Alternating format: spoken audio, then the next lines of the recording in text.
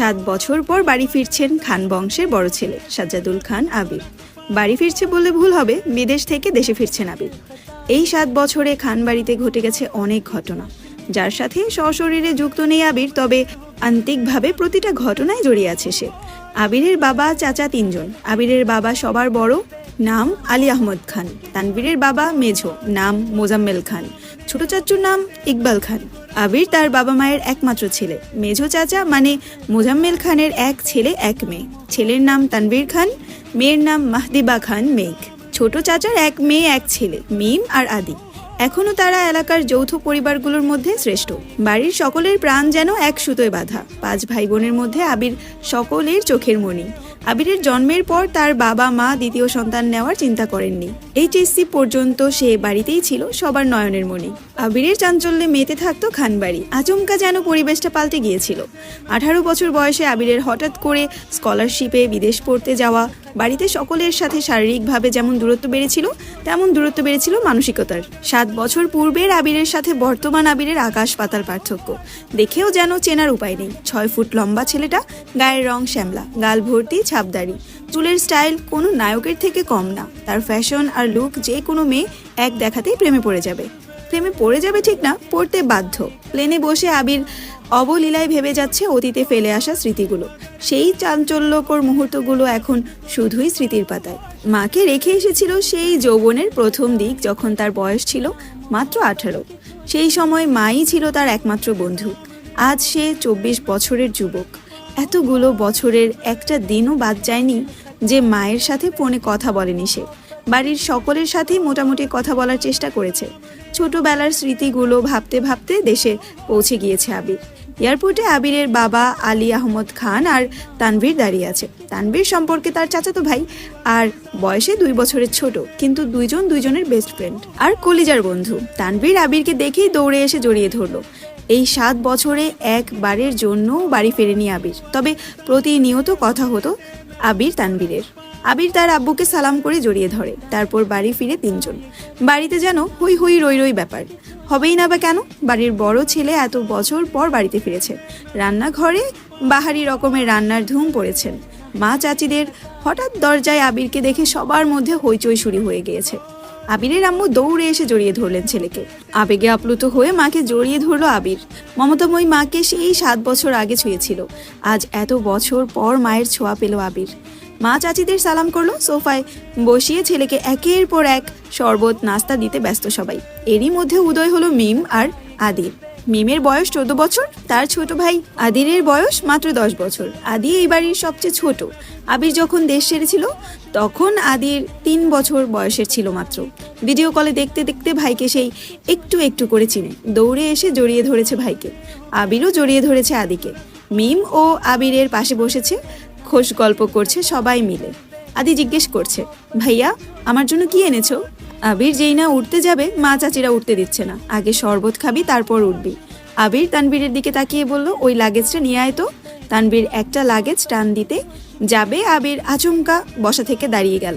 ওটাতে ছবি না। তানভীর সহবাড়ি সকলে যেন অবাক হয়ে গেল। আবির আবার ঠান্ডা গলায় বলল, পাশের লাগেজটা নিয়ে আয়। তানভীরও তার কথার মতো লাগেজ নিয়ে আসলো। লাগেজ খুলে যে যার মতো জিনিস বের করছে আর জিজ্ঞেস করছে, এটা কার, ওইটা কার। আবির শরবত খেতে খেতে উত্তর দিচ্ছে। আদির জন্য বিদেশি দামি দামি খেলনা, মিমের জন্য ড্রেস, কসমেটিক্স, বক্স, মা কাকিদের জন্য অনেক গিফট, তানভীরের জন্য মোবাইল, একটা ল্যাপটপ আর অন্যান্য গিফট। আরেকটা ল্যাপটপ আছে। মিম জিজ্ঞাসা করছে, ভাইয়া এই ল্যাপটপটা কি তোমার?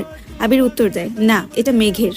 মেঘের মা হালিমা খান জিজ্ঞেস করলেন, মেঘের ল্যাপটপ কি দরকার বাবা? আবির বলল, ওর তো এইচএসসি পরীক্ষা শেষ, সামনে অ্যাডমিশন টেস্ট আছে, অনেক কিছু জানার বা পড়ার দরকার আছে। মোবাইল দেখে পড়ার থেকে ল্যাপটপে সুবিধা হবে বেশি, তাই নিয়ে আসলাম। তখনই মিম বলে উঠল, আমার জন্য নিয়ে আসতা একটা। আবির অবলীলায় হেসে উত্তর দেয়, তোর 18 বছর বয়স হলে তোকেও কিনে দিব, চিন্তা করিস না। মিম খুশিতে গদগদ হয়ে বলল, ধন্যবাদ ভাইয়া। বাড়ির হইচই শুনে ঘর থেকে বের হলেন ছোট চাচা ইকবাল খান। আবির চাচুকে দেখেই সালাম করতে যায়। চাচু বাধা দিয়ে জড়িয়ে ধরলেন ভাতিজাকে। ইকবাল খান বাড়ির সকলের দিকে এক পলকে তাকিয়ে নরম স্বরে বললেন, এতদিনে এই বাড়িটা পরিপূর্ণ হলো। ইকবাল খানের জন্য আনা উপহার আবির নিজ হাতে চাচুকে দিল। বাকিদের জিনিসগুলোও একটা একটা করে দিল আবির। মেঝো চাচু মানে মোজাম্মেল খান বাসায় নেই, তাই ওনার জন্য আনা গিফট যত্ন করে রেখে দিল আবির। লাগেজে পড়ে আছে একটা বক্স, যেটা র্যাপিং পেপারে মোড়ানো, আর একটা শপিং ব্যাগ। আদি জিজ্ঞেস করছে, ভাইয়া এটা কার?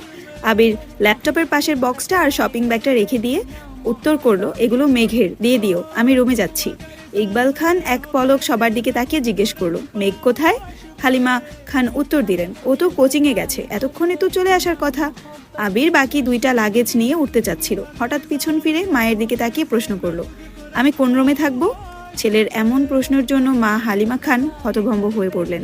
তৎক্ষণাৎ স্বাভাবিকভাবে উত্তর করলেন, তোর রুম তোরই আছে, আজ সকালেই পরিষ্কার করা হয়েছে। আবির কোনো কথা না বলে দুই লাগেজ নিয়ে উঠতে গেলে তানবীর এগিয়ে আসে, আমায় দাও, আমি নিয়ে যাচ্ছি। আবির একটা লাগেজ তানবীরের দিকে এগিয়ে দেয়, নিজে আরেকটা লাগেজ সযত্নে সিঁড়ি দিয়ে উঠতে থাকে। ততক্ষণে দরজায় এসে উপস্থিত হয় এই বাড়ির বড় মেয়ে মাহতিবা খান মেঘ। মিম মেঘকে দেখে দৌড়ে এসে বলে, আপু আপু, আবির ভাইয়া এসেছে। মেঘ সিঁড়ির দিকে তাকায়, লম্বা স্বাস্থ্যবান সুপুরুষ দেহি একজন হাতে লাগেজ নিয়ে সিঁড়ি দিয়ে উঠছে, শুধু পিছনটা দেখা যাচ্ছে। মেঘ ভিতরে ঢুকে সবার হাতে গিফট দেখে এদিক সেদিক তাকায়। ততক্ষণে আবির নিজের রুমে চলে গিয়েছে। মেঘের মা হালিমা খান মেয়ের দিকে এগিয়ে এসে, তোর জন্য গিফট এসেছে। মেঘ তাকিয়ে বলল, কি গিফট? সোফায় রাখা ল্যাপটপের দিকে চোখ পড়ে মেঘের, ছুটে যায় ল্যাপটপের কাছে, এটা কি আমার? মিম, হ্যাঁ আপু, এটা তোমার, বক্সটা আর শপিং ব্যাগটাও তোমার। ল্যাপটপটা ঘুরিয়ে ফিরিয়ে দেখছে মেঘ, যেন আকাশ কুসুম কিছু পেয়ে গেছে। তারপর শপিং ব্যাগটা একটু খুলে দেখলো, দুইটা ড্রেস। মনে হচ্ছে সে ল্যাপটপ আর বক্সগুলো নিয়ে রুমের দিকে চলে যায়। এত বছর পর নিজের রুমটা আশ্চর্য নয়নে দেখছে আবির।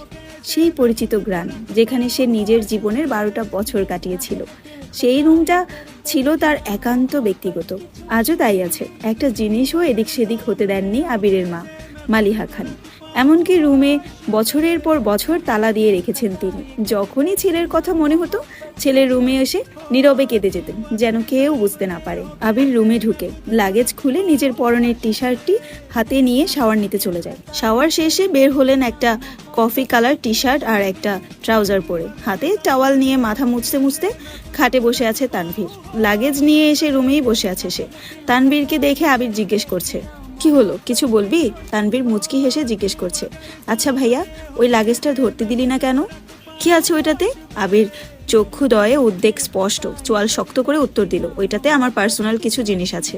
তানভীর হাসতে হাসতে উত্তর দেয়, সেই পার্সোনাল জিনিসগুলো দেখতে চাচ্ছে আমার অবুঝ মন, কি করব বলো? স্বভাব সুলভ গম্ভীর কণ্ঠে উত্তর দিল আবির, কাউকে দেখানোর জিনিস, আশা করি পার্সোনাল হবে না।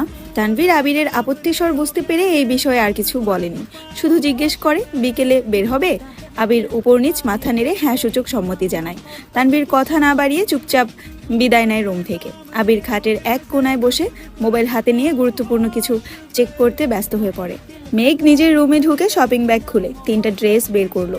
3টা জামাই অসাধারণ সুন্দর, 2টা গাউন ড্রেস আর একটা গর্জিয়াস কাজের 3 পিস।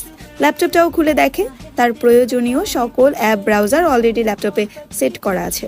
মেঘের দৃষ্টি যায় র্যাপিং পেপারে মোড়ানো বক্সের দিকে। র্যাপিং পেপার খুলতেই চোখ পড়ে 3টা উপন্যাসের বই, যেগুলোর উপরে ছোট্ট একটা চিরকুট লেখা, অ্যাডমিশনের পরে পড়বি। তার সাথে একটা ছোট্ট বক্স, যেখানে এক বক্স রঙিন পাথর। মেঘের এই পাথরগুলো ছোটবেলায় খুব পছন্দ ছিল। তার সাথে একটা আইফোন 13 প্রো ম্যাক্স মোবাইলের বক্স। ফোন দেখে মেঘের চোখ চড়ক গাছ। অনেকদিন যাবৎ মনের কোণে সুপ্ত ইচ্ছে ছিল একটা আইফোন কেনার, কিন্তু কাউকে বলার মতো সাহস হয়নি তার। এগুলো দেখে খুশিতে গদগদ হয়ে পড়েছে মেঘ। ইন্টার সেকেন্ড ইয়ারে পড়ুয়াকালীন মেঘের যখন কলেজ, প্রাইভেট, কোচিং সব মিলিয়ে ব্যস্ততায় দিন কাটছিল, তখন তানভীর তার পুরোনো একটা ফোন দিয়েছিল মেঘকে। সীমাটাও ছিল তানভীরের। বাসার মানুষের বাহিরে শুধু 3-4 জন বান্ধবীর নাম্বার ছিল সেই মোবাইলে। এমনকি স্যারদেরকেও নাম্বার দিতে নিষেধ করেছিল কড়া ভাষায়। তানভীর বরাবরই বোনের ব্যাপারে খুব সিরিয়াস। ভাইয়ারা বোনকে শাসন করে ঠিক আছে, কিন্তু তানভীর মেঘকে একটু বেশিই শাসনে রেখেছে এত বছর।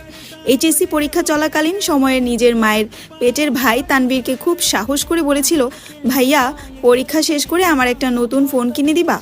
অগ্নি দৃষ্টিতে তাকিয়েছিল তানভীর, যেন মস্ত বড় অন্যায় করে ফেলেছে। তারপর মেঘ নতুন ফোনের আশা পুরোপুরি ছেড়ে দিয়েছিল। আজ সে না চাইতেই আইফোন পেয়ে গেছে, ল্যাপটপ পেয়ে গেছে, এ যেন মেঘ না চাইতেই জল।